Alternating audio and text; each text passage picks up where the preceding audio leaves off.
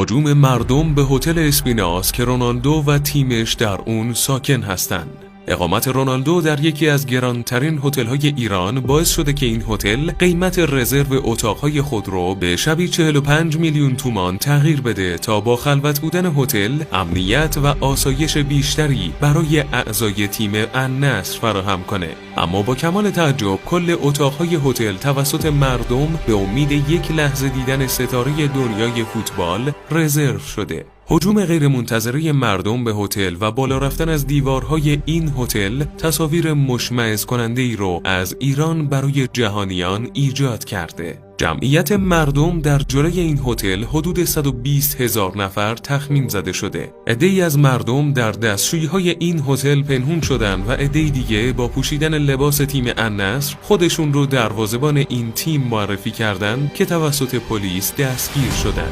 جالب